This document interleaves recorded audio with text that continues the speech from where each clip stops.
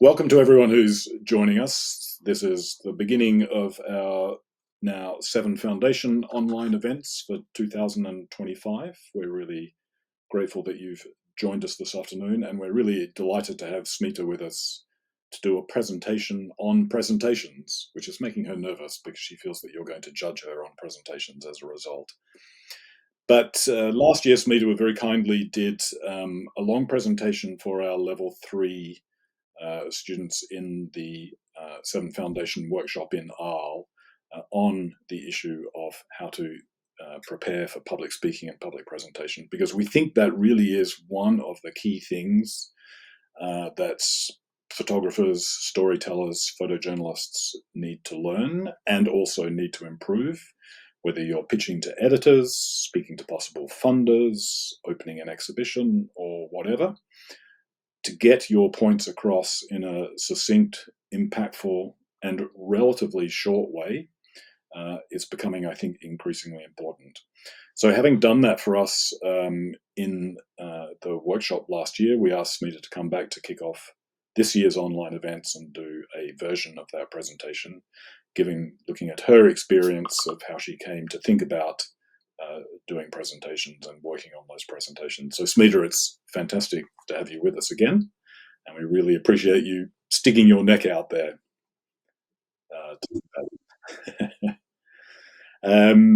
Let me bring up your presentation and then you can begin, and then we'll have time for questions. People in this platform can just write questions into the chat and we'll bring those in sometimes as we go along, but certainly at the end we'll cover some of those questions. We can actually also now, if I work out how to do it, bring the questions up on the screen, so it's possible to see who's asking and what the question is. So Smita, we're in your hands. Thank you, David. So, am I nervous? Yes. Do I look nervous? I don't know. We'll let the audience judge it. So, I think this is my first time speaking about public speaking, which is kind of nice. And thank you for the opportunity. So, what I'm going to share today is completely from my experience of being on stage at different places, different conferences, um, private, corporate, TED conferences, things that I have learned. And I'm also going to share some mistakes that I did, which people should not do, and what I learned from there. And I'll be sharing some tips. So, can we go to the first slide? Before we talk about presentation and public speaking, we have to understand that people have changed over the years because of technology, media, social media, especially. So, until a decade ago, our attention span was about 12 seconds that we could hold. Now it's come down to 8 seconds. So, imagine how much we need to concentrate to listen to somebody until and unless we are really interested. And when you talk about public speaking, you have to understand that you are talking to a crowd which is a complete mix. There could be somebody who is a teenager, there could be somebody who is in his 70, men, women, different countries, different cultures, different experiences, but you have to get their attention. So, how do you do that? So, next slide, please. So, what is a great presentation? Um, it's the age old same thing. It's a story which has a beginning, a middle, and an end. If you're working on a project, for example, say silicosis, you go up to the stage and you're trying to talk about a certain place and community where you have worked. I'm just giving this as an example. Um, You have to understand that you may be close to the issue. You might have spent 5 or 6 years working on it, but there could be somebody in the audience who has never heard the word silicosis, right? So you cannot take your audience for granted and think that they know everything. In a sentence or a two, you have to first introduce what you're talking about, what is the subject matter, and then you can go to the photographs to your main presentation, right? So again, a story and introduction is very important, and that is the most important thing, because that is when you're going to grab the audience's attention. And one has to remember that when you are on the stage, it's a great gift.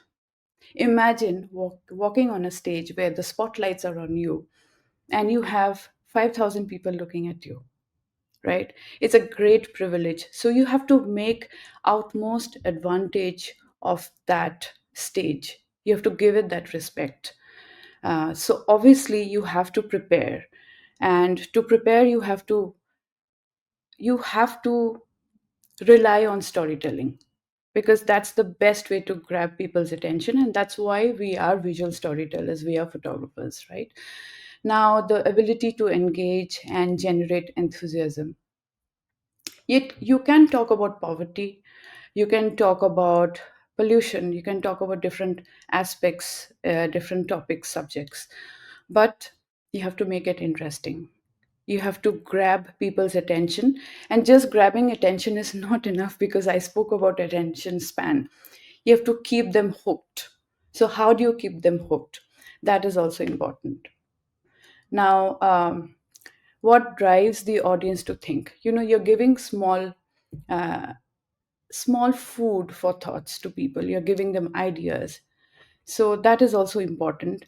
And you have to remember that when you are giving them these food for thought, you have to give them some time to think.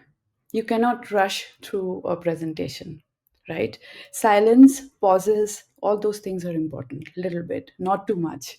You can't just talk and maybe you forgot the sentence or something. You can't do all that. Of course, you have to prepare. And honestly, when you are talking about something that you really care about, you're passionate about, it's just going to flow. A genuine story or ideas, it's just going to flow. Your passion is automatically going to fuel your presentation. Can we go to the next slide? So, communication. So, you're communicating an idea, a topic, your experiences. You're talking about a crisis, maybe a situation, or a thought, right? So, do not talk or read. You have to narrate, which means, like, imagine your grandmother telling you a story. You have to get into that zone. You have to think that you're just talking to people and you're narrating a story. That's it. You have to forget that you're standing there and you're talking to a big audience. Maybe it's a small audience of 20, maybe it's a big audience of 10,000 people, but this should not change the way you talk. And then communication, it becomes easier when, of course, you're passionate about the topic or project that you're working on. As I said before, this is what is going to drive diction. We all come from different places. We all have an accent, right? People say I have an Indian accent. People say people from US, they have an American accent. People from Australia, they have a different accent. Accent is fine, but your diction has to be clear. It has to be articulate. People should be able to understand what you're talking. Now, the ability to control your voice and your speed of talking. You have to speak in a continuous flow, but that should not be boring. You have to add periods, stops, comma in your sentences, but at the same time, imagine your talk to be like the waves of the sea that comes in, right? Sometimes, if you're talking about something which is exciting, you will have to bring that excitement in that speech, and then you have to release, you know so again, it's called the tone. The tone has to change. You have to bring that. You can't be talking in one mode just like that, because people are going to get highly bored and they'll go back to their phones.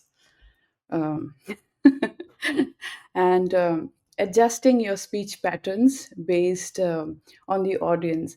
So, why I mentioned this, and this is me talking at the MIT Solve conference. So, when they invited me for the conference, of course, I was full of gratitude, but I was also nervous because it's MIT. And there are going to be a lot of scientists, researchers, technology people who are at the top of technology game, right? And I was the only visual person who was invited there. So when I asked them about what do you want me to speak, they said like, we like your work that you have been doing on human rights and gender. So it's up to you. So I wanted to make it interesting. So I had to think about what can be interesting to an audience which is going to attend this conference, right? And it was a conference. It's a huge conference, and attended by a lot of people from all over the world. There was, CEO of some very big companies attending. There were people from the World Health Organization who were there, and there were researchers, there were professors who were in that crowd.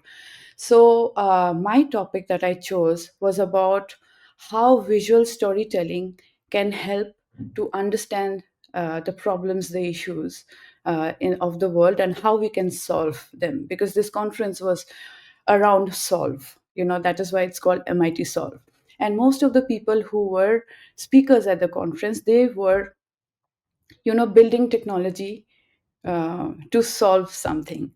For example, artificial intelligence. Somebody was working on that to help build artificial muscles. Maybe it's going to come in the next few years, right? So imagine that level of technology. So, of course, I prepared my script, I prepared my speech and everything. And the conference was for 2 days. The first day, I attended, I mean, I listened to all of them. My talk was on the second day, post lunch. So, again, I had to remember that post lunch people are going to be,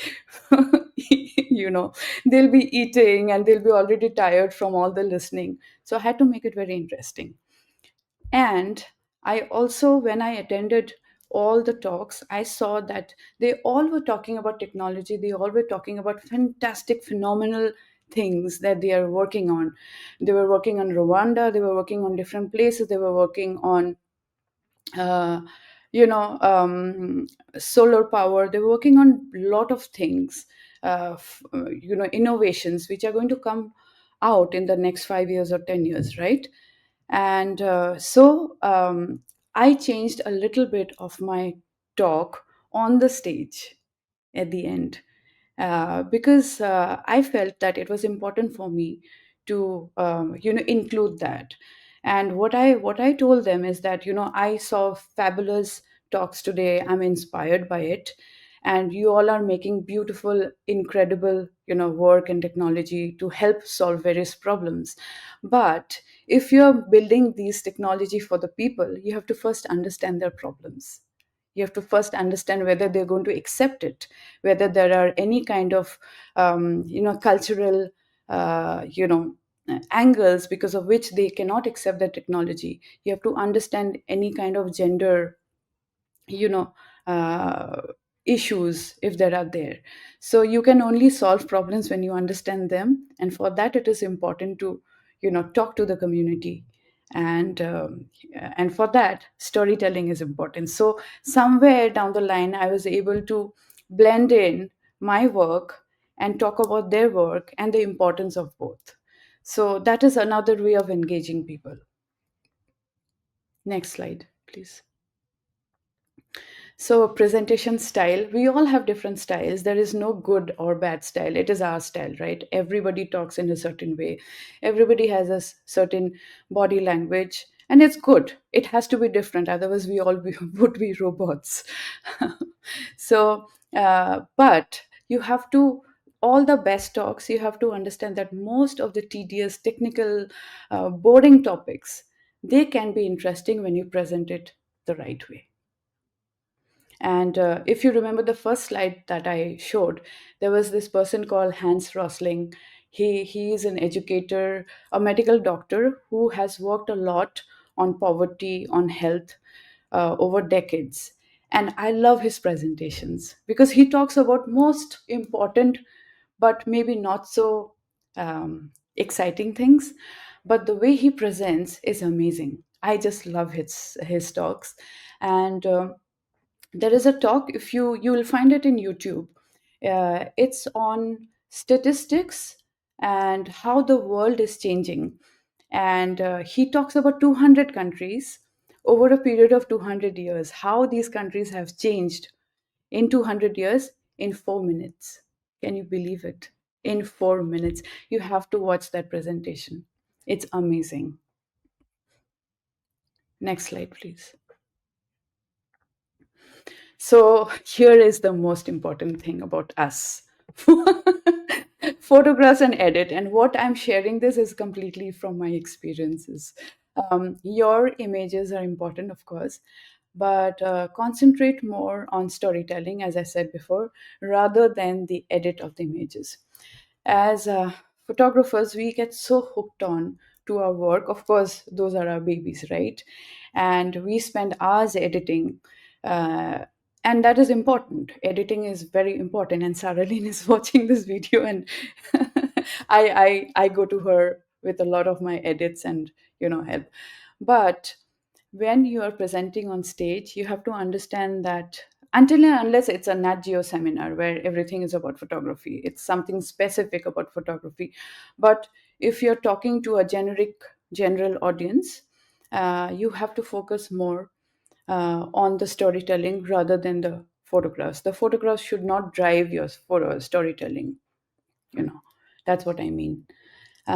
And you might be working on something for 6, 7, 10 years. Don't focus on the entire project. It's going to be too much.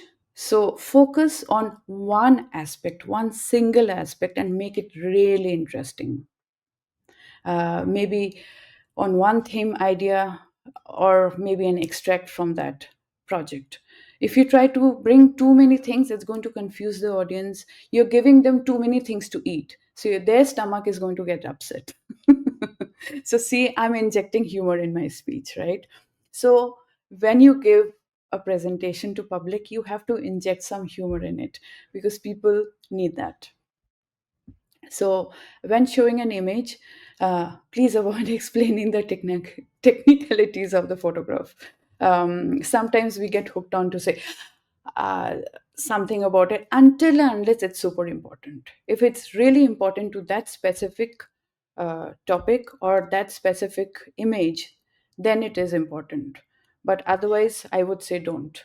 Um, and one thing which I have seen when I watch other photographers' presentation, I love to hear about the background stories. How did they make this photograph?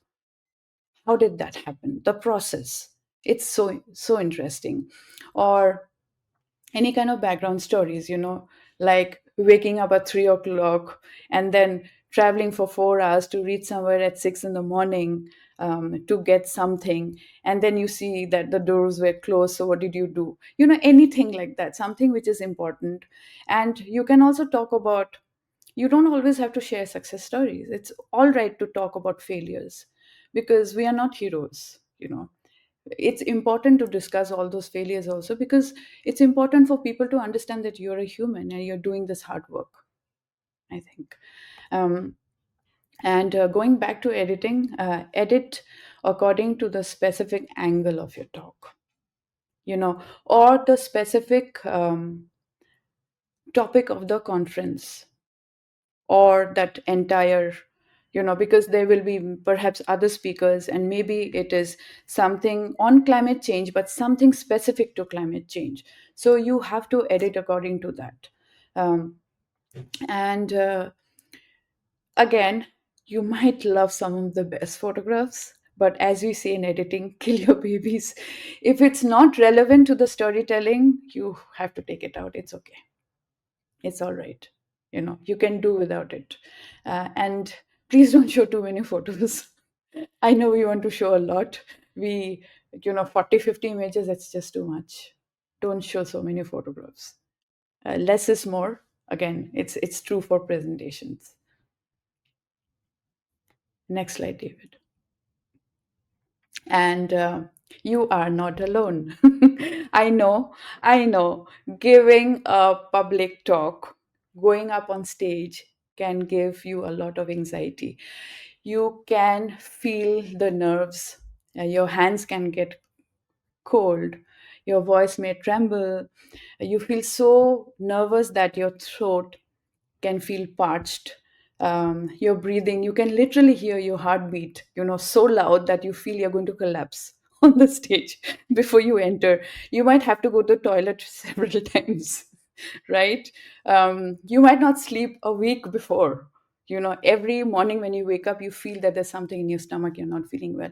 It's all normal. It's all okay. We all go through it. It is okay. It's fine, you know. And don't think that if you flip, if you make a mistake, people are going to not eat you. It's all right. We are humans. If you go with that fear, then you're going to mess it up. Just feel that you're talking to friends.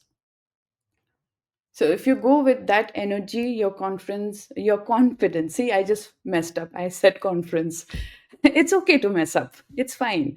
So your confidence will automatically, build. So again, I think practicing deep breaths, long deep breaths before you go on stage, not being on the phone for some time, just taking a break from all the clutter around us, everything helps. um, and again, I want to say you're not alone. Now there is a fear that many people have, that during the Q&A, what if somebody asks me a question that I don't know the answer of? It is okay to not know the answer. You can't know everything. Even if you're working on something, you can't know everything about it, right? It is okay to not know something. And it is okay to be honest and say, sorry, I don't have the answer, but I'm going to find out, right? Honesty is the best thing.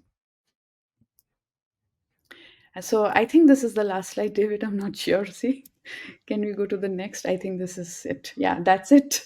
I have kept it very short so that we can have more conversation. Excellent. Thank you, Smita. Um, you said you were going to talk about mistakes. What has been your worst experience in public speaking and presenting, and what made it the worst experience? I think this was during my second TED Talk. This was in Mumbai, and it was at the NCPA Stadium. The stadium is so huge. It's uh, I think 4,000 people, and then there are other people outside. So I was prepared. Everything was fine, but I did not know that I had typhoid. And I went 2 days before my talk because they want all the speakers to go beforehand. And it's a very nice thing because, there's a lot of bonding between the speakers, and we do practice sessions. We go out, we hang out, we go for beers. It's all good. I did not know I had typhoid. I was feeling unwell, and I did not tell them. I did not tell the organizers. I was popping pills.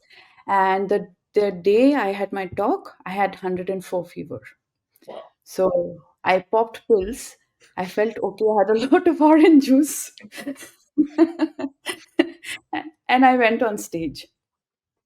And during my talk, my throat became so dry that it was difficult for me to gulp. And because it was so dry, like this, can you hear the sound? Mhm. So this is the sound. It's like 5 times more of the sound. And imagine this big auditorium. You're with this sensitive microphone here, and there is no sound. And there are like 10 lights on you, and you're on that red circle standing, and you're trying to talk, and you're not able to talk because your throat is not allowing you, right? That happened to me. Wow. And it was so difficult to talk. I was more concerned about my throat rather than my speech, but I did not mess with my speech. I did not mess with it, but there was a problem during the editing. When they were editing it down, they could hear the sound. Yeah. and it was difficult for the editors. So I felt really sorry for the editing team. But yeah, so that was one thing. Don't hide anything. I feel if you feel unwell or if there is anything, you should talk about it. You should seek help. And I brought these to show uh, everyone. uh, these are dry mouth lozenges. You can find them on Amazon.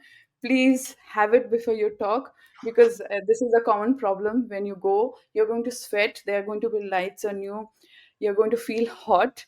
You are, it's just not, I mean, even if there is several ACs running, it's going to be different for you. So keep yourself hydrated, drink water, and this is important Yeah, because this is what we're going to talk. Yeah. yeah. So you must have given dozens of presentations in recent years, maybe even more than that. Do you still get nervous in before each presentation? Yeah.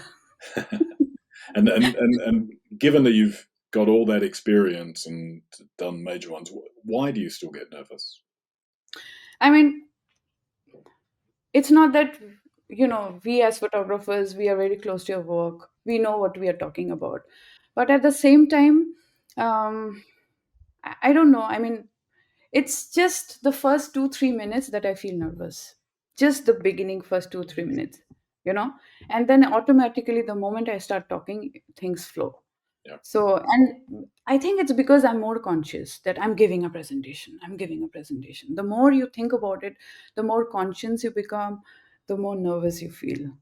And as I said, the moment you start talking, you just stop thinking about who's going to watch you. Think that it's your best friend sitting there, you're talking to her. yeah. That's it. So, yeah. I asked you about the presentation which you thought was the one that had the most mistake and so on. What do you think was your best presentation? Um, Oh, and what do you think made it the best presentation? oh, Did you come away from a presentation once thinking, I really nailed that, and it was because I did X? I don't know if I can say anything as my best. I would like to think all of them are my best. See, I'm sorry. Good answer. Yes. No, just kidding. But I don't know. But I think my first TED talk, which was at Palm Springs, Yeah. it was like a Hollywood production. I have not seen a level of production that big. Right. Uh, it was the TED Women Conference, and we had gone there a few days before. And when I saw them make that stage, and when I saw all those lights and big sound boxes, I was like, oh my goodness, am I going to be there on that stage and talking? It was so nerve wracking. I have never felt so nervous in my life. It was the most scariest thing that I felt. And the day, I mean, but I think that was one of my best talks. Yeah. I was so calm on stage, I forgot everything else. Yeah. um, and I was actually enjoying when I was on stage, and this is something I actually enjoy when I'm on stage. I like interacting with people. I see the expressions of people change from happy to sad to surprise. I have seen men cry at my presentation. That was the best feeling I've had. Yeah, but I'm sharing this. I'm not supposed to share this. I messed up with my last sentence in my TED talk, but nobody knows about it other than my coach and me. And this is what my coach always told me, that your work is about you. Yeah. No one else knows about your work more than you do. So if you change something, no, your audience is not going to know about Yeah. it. Yeah. It's all right. It's okay. Yeah. Yeah. Excellent. Let's go to a couple of questions from the audience, and if I can actually put them on the screen so you and everyone else can read them. Um, so from Joanne, it's about is there an ideal length for a keynote? Uh, Depends on where you're giving the talk. What are your audience? What are the expectations? The TED Talks, if you look at the TED Talks that were 15 years before, they were 18 minutes long officially, right? Before that, before 18 minutes, it was even 25 minutes long. And now, if you look at the TED Talks, they are 6 minutes. It talks about how we have evolved and changed as humans. And remember, right at the beginning of my presentation, I was talking about attention span. That is the reason people don't have patience anymore. So if you keep your keynote too long, people are going to get bored. You don't want this to happen to people. You want people to be enthusiastic during your talk. You want people to listen to you, right? You don't want people to go back to their phones, Yeah. hiding, and you don't want that. Yeah. So a little bit shorter. I mean, that also depends, of course, on the event itself. People will often specify how long your Yeah, talk is going to be, so you're going to have to fit into their plans anyway. yeah. But I just want to add one thing. If the talks are longer, please inject some humor. Bring in something funny to the discussion. Also, another way to engage the audience is to ask questions. If your talk is really long, if the expectation is that you talk for 15 minutes, it's a hell lot of time. Yeah. And if that is 15 minutes, then you have to engage your audience. Yeah. So here's another question. What happens I if you think I don't know answered the that. answer to someone who's asking the question in a Q&A session? Yeah, I think I already answered that. It's okay. If you don't know, it's okay. You can say, sorry, I don't know about it, but I'm going to find out. Yeah. It's okay to be honest. It's good to be honest. Yeah. People will respect you. Yeah, I think that's worth underscoring, because the worst thing that you can do is try and blag an answer for something you don't know anything about, because you will get yourself into trouble somewhere. Yeah. And if you say I don't know, you're showing humility, and people that are then accepting that you're really engaged in that. Um, this question: you've had coaching. How did that Yeah. work? What did that involve roughly? Uh, What kind of so coaching? my coaching was a part of my TED fellowship. So I'm a TED fellow. So as a TED fellow, we were given a coach, and I had a fantastic coach. She was the best. So what I mean, she's a professional coach. I don't know how much can I talk about her, but I can tell you a few things that I learned from her. She told me it's okay to be nervous, and she has coached so many people. She has coached celebrities, you know. So, and she told me a few things about some of the celebs whose names I can't say and what they have gone through. So that made me feel good. Yeah, everyone's human, right? Yes, yes. Yeah. Yeah.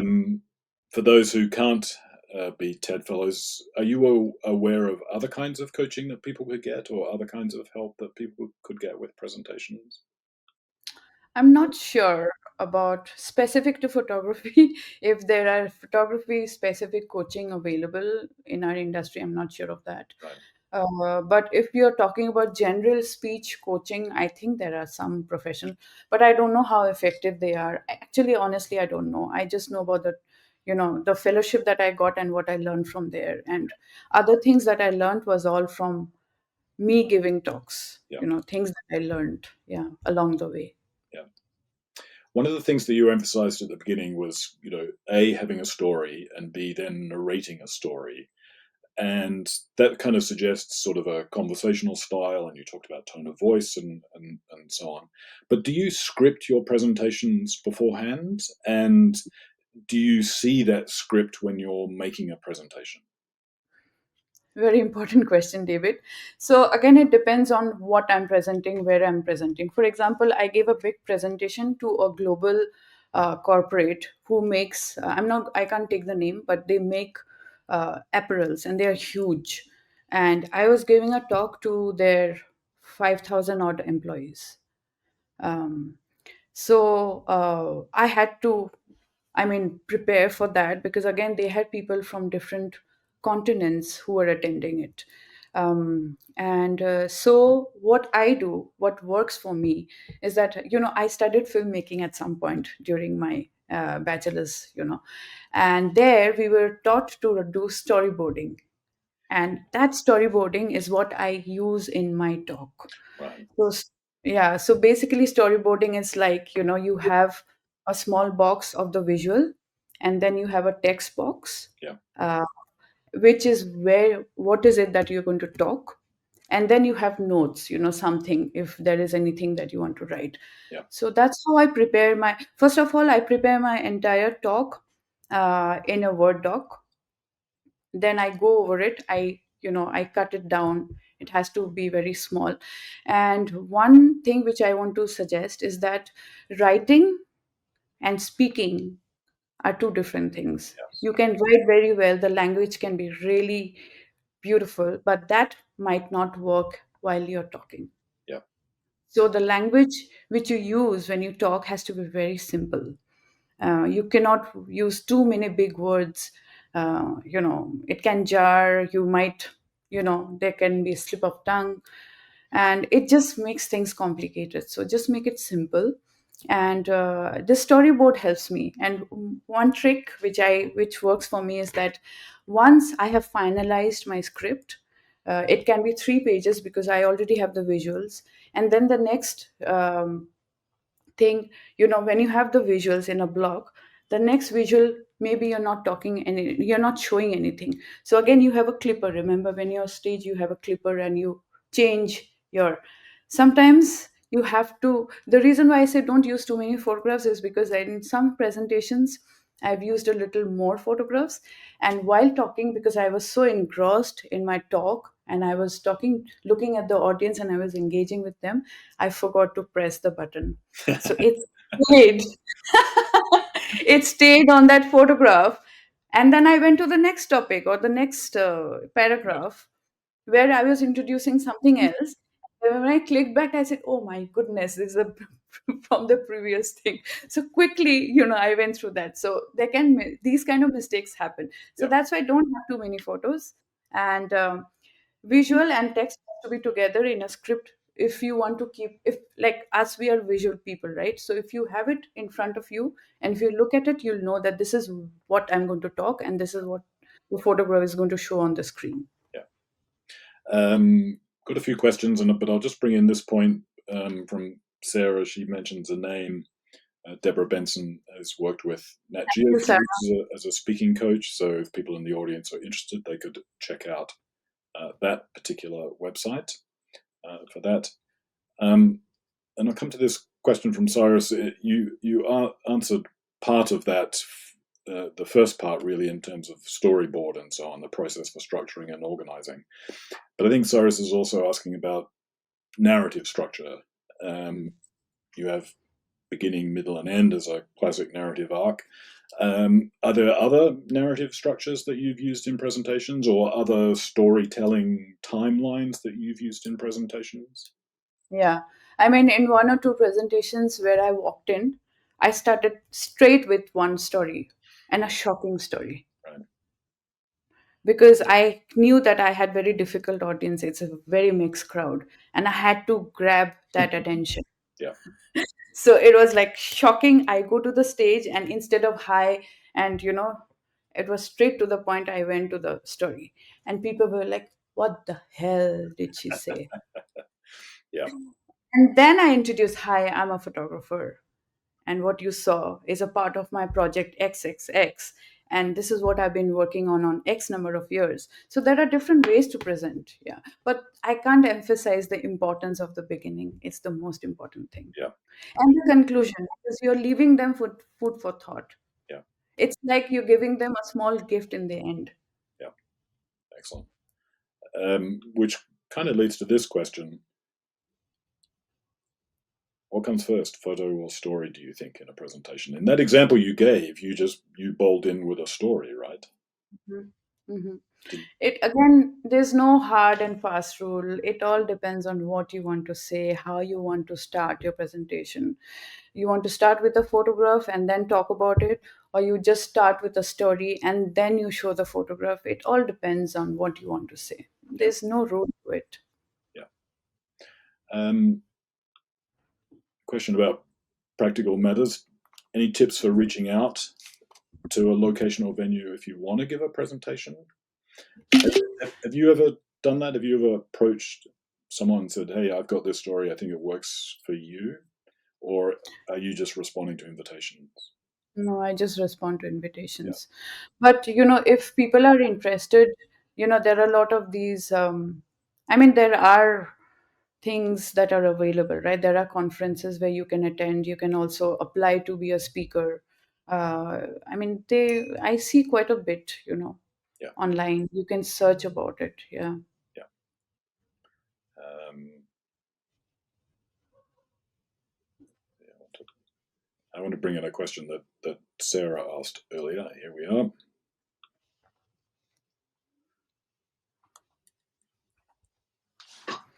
Oh, Sarah, you had to ask me a difficult question. um, I think there are two kind of audiences, especially now.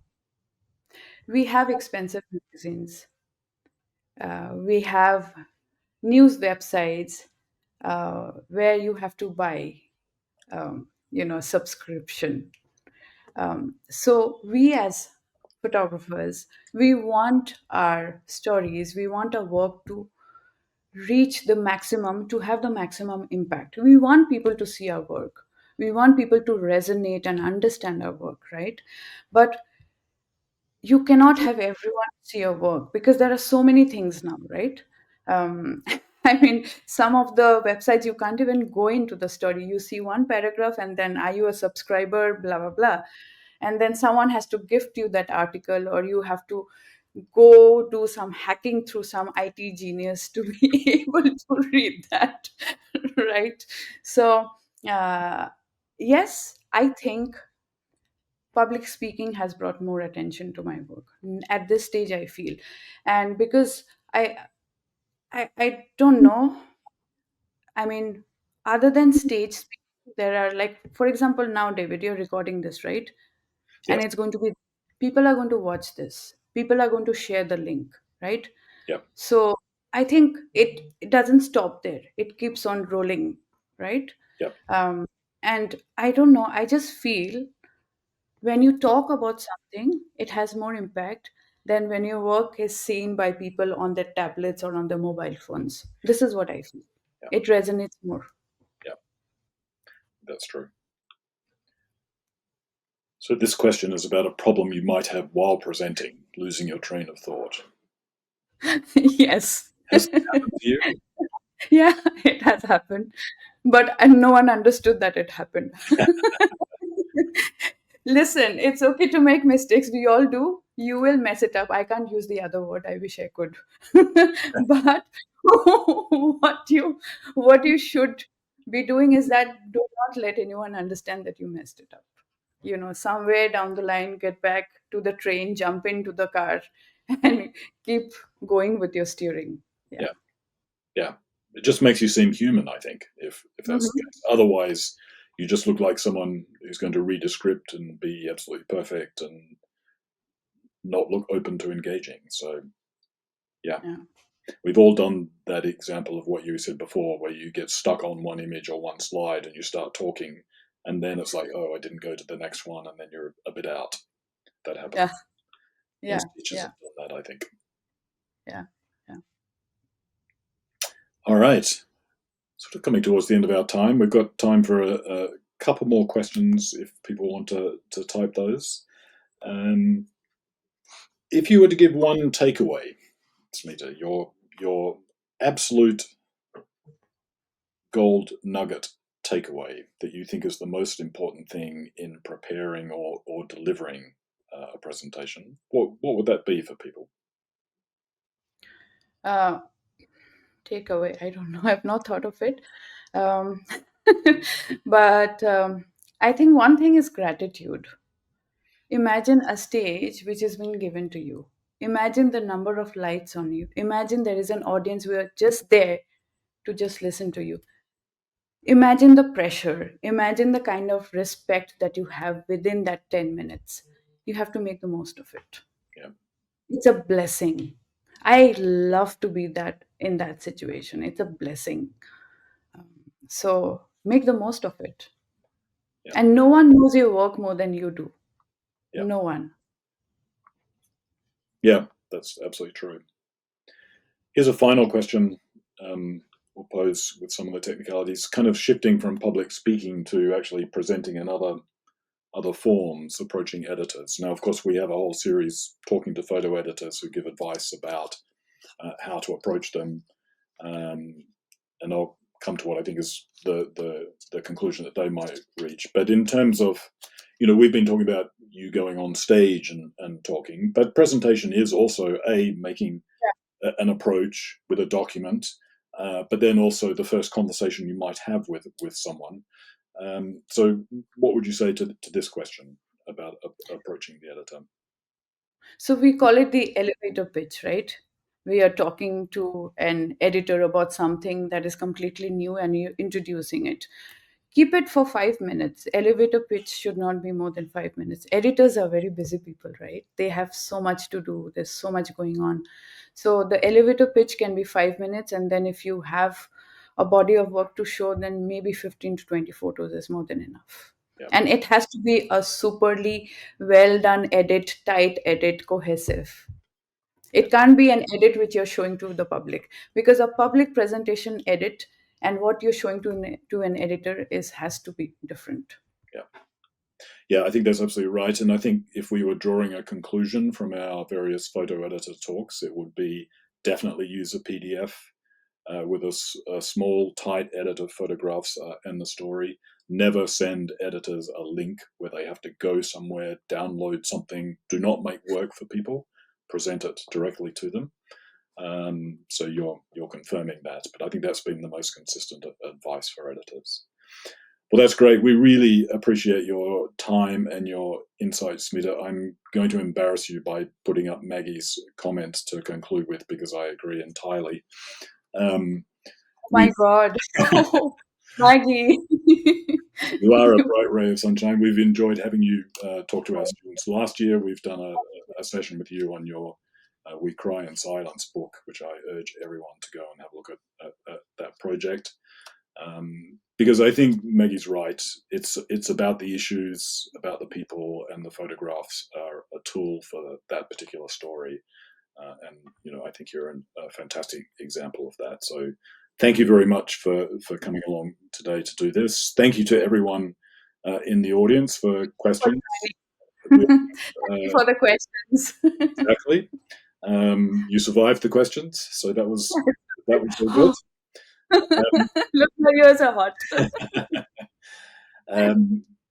We just put that up for various people who get our newsletter know that we record events and then we put them up on our websites under the video, what's now called the campaign section, and the video collection. You'll see all our previous events, the videos there. If you get the newsletter, you'll be reminded of that and advised of that. And if you want to see what the next talks are going to be, then in that section on the Seven Foundation website, you will find online events listed at that URL. But if you're subscribing to our newsletter, which you can do on the site, you will get that information anyway. But that's a good reminder. But Smita, thank you very much. Thank you, David. And Thanks. thank you to the audience.